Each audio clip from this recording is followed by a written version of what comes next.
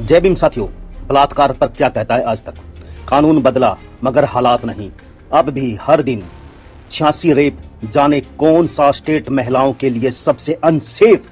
Rape के मामलों में फांसी की सजा का प्रावधान होने के बावजूद 24 साल में 5 दुष्कर्मियों को ही फांसी की सजा मिली है।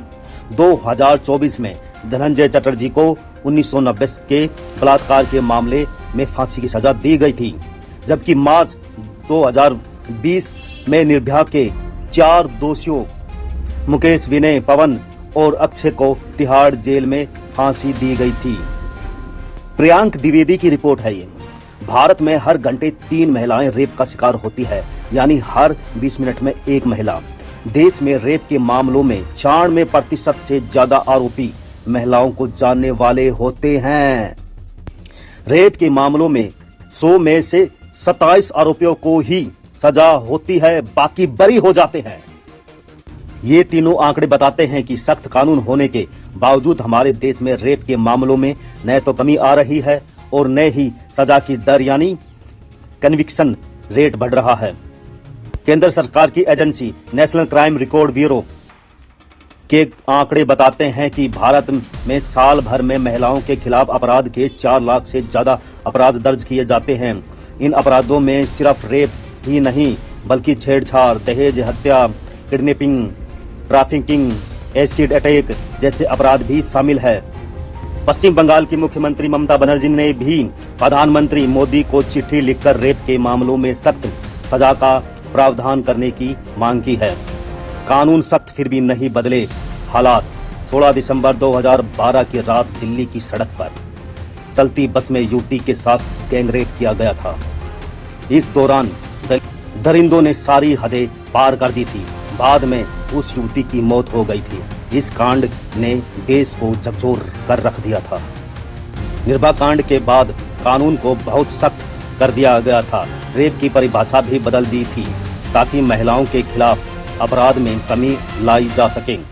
पहले जबरदस्ती या असहमति से बनाए गए संबंधों को ही रेप के दायरे में लाया जाता था, लेकिन इसके बाद 2013 में कानून में संशोधन कर इसका दायरा बढ़ा दिया गया। इतना ही नहीं, जुवेनाइल कानून में संशोधन किया गया था। इसके बाद अगर कोई 16 साल और 18 साल से कम उम्र का कोई किशोर जघन्य अपराध करता है तो उसके साथ वयस्क की तरह ही बर्ताव किया जाएगा। यह संशोधन इसलिए हुआ था क्योंकि निर्भया के 6 दोषियों में से एक नाबालिग था और 3 साल में ही रिहा हो गया था। इसके अलावा रेप के मामलों में मौत की सजा का भी प्रावधान किया गया था। इसके बाद अगर रेप के बाद पीड़िता की मौत हो जाती है या फिर वो कोमा जैसी हालत में पहुंच जाती है तो दोषी को फांसी की सजा दी जा सकती है। हालांकि इन सब के बावजूद सुधार नहीं हुआ है। आंकड़े बताते हैं कि 2012 से पहले हर साल रेप के औसतन 25,000 मामले दर्ज किए जाते थे, लेकिन इसके बाद ये आंकड़ा 30,000 के ऊपर पहुंच जाता है। 2013 में ही 33,000 से ज्यादा मामले दर्ज हुए थे। 2016 में तो आंकड़ा 39,000 के करीब पहुंच गया था। डराते हैं आंकड़े। महिलाओं के खिलाफ अपराध के आंकड़े डराने वाले हैं। 2012 में महिलाओं के खिलाफ अपराध के 2.44 लाख मामले दर्ज किए गए थे, जबकि 2022 में 4.45 लाख से ज्यादा मामले दर्ज हुए, यानी हर दिन 1200 से ज्यादा मामले। वहीं रेप के मामलों में भी बढ़ोतरी हुई है। एनसीआरबी की रिपोर्ट के मुताबिक 2012 में रेप के 24,923 मामले दर्ज किए गए थे, यानी हर दिन औसतन 68 मामले, जबकि 2022 में 31,516 मामले दर्ज किए गए थे। इस हिसाब से हर दिन औसतन 86 मामले दर्ज किए गए, यानी हर घंटे 3 और हर 20 मिनट में एक महिला रेप की शिकार हुई। अगर राज्यों की बात की जाए तो रेप के सबसे ज्यादा मामले राजस्थान में सामने आते हैं। 2022 में राजस्थान में रेप के 5,399 मामले दर्ज किए गए। दूसरे नंबर पर 3,690 मामलों के साथ उत्तर प्रदेश दूसरे नंबर पर था। बलात्कार के ज्यादा मामलों में जो आरोपी होता है वो पीड़िता की जान पहचान वाला ही होता है। आंकड़े बताते हैं कि रेप के 96% से ज्यादा मामलों में पहचान वाला ही आरोपी निकलता है। 2022 में रेप के 31,516 मामले दर्ज किए गए थे। इनमें से 30,514 मामलों में आरोपी पीड़िता की पहचान वाला ही था।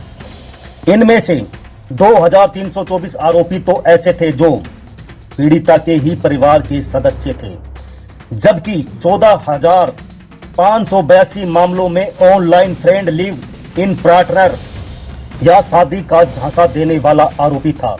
वहीं 13,548 मामले ऐसे थे जिनमें आरोपी कोई पारिवारिक दोस्त, पड़ोसी या जान पहचान वाला ही था।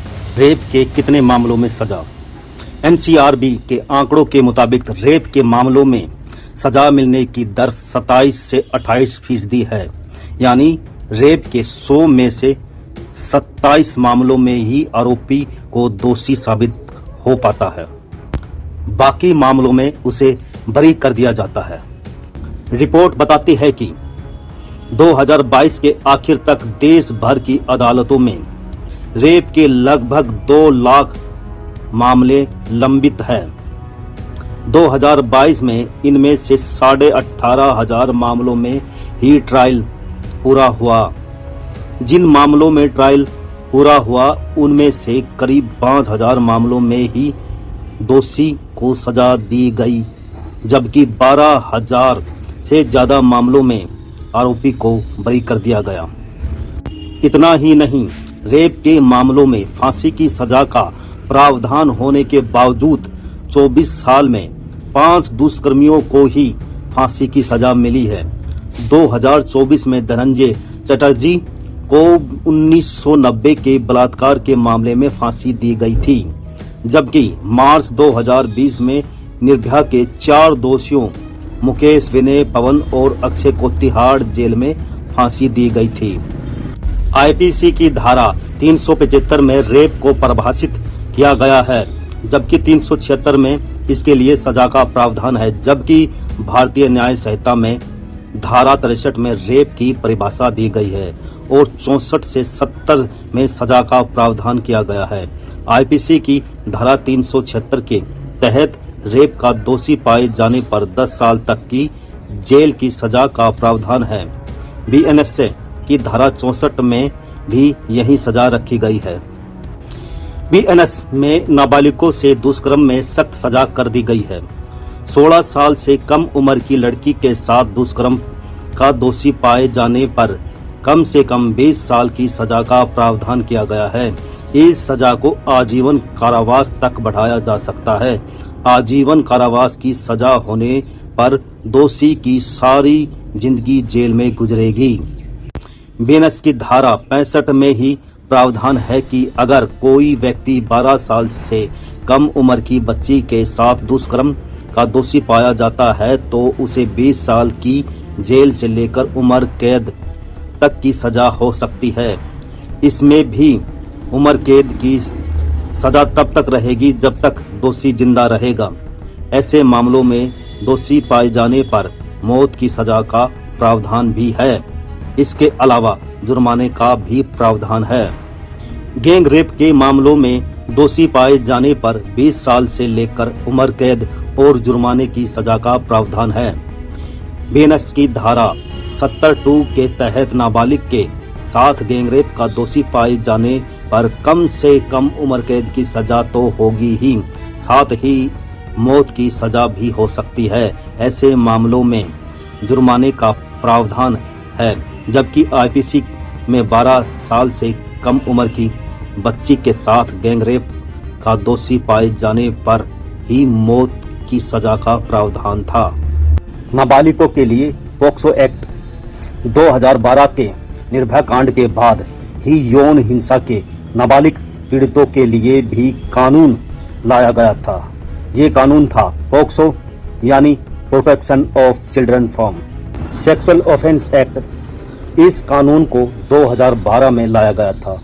ये बच्चों के खिलाफ होने वाले यौन शोषण को अपराध बताता है। ये कानून 18 साल से कम उम्र के लड़के और लड़कियों दोनों पर लागू होता है। इसका मकसद बच्चों को यौन उत्पीड़न और अश्लीलता से जुड़े अपराधों से बचाना है।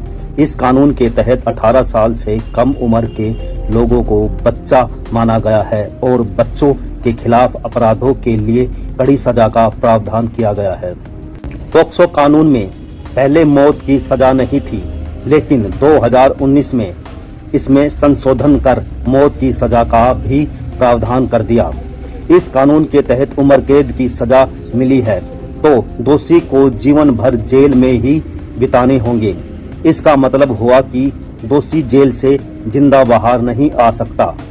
एनसीआरबी की रिपोर्ट बताती है कि 2021 में पोक्सो एक्ट के तहत देश भर में करीब 54,000 मामले दर्ज किए गए थे, जबकि इससे पहले 2020 में 47,000 मामले दर्ज हुए थे। 2017 से 2021 के बीच 5 साल में पोक्सो एक्ट के तहत 2.20 लाख से ज्यादा मामले दर्ज हुए हैं। हालांकि पोक्सो एक्ट में कन्विक्शन रेट काफी कम है। आंकड़े बताते हैं कि 5 साल में 61,117 आरोपियों का ट्रायल कंप्लीट हुआ है, जिनमें से 21,070 यानी करीब 35% को ही सजा मिली है। बाकी 37,383 को बरी कर दिया गया है। ये है सरकारों का हाल, ये है निकम्मापन, या कहें ये सीधा पुरुषवाद है। इसी के साथ सभी साथियों को जय भीम।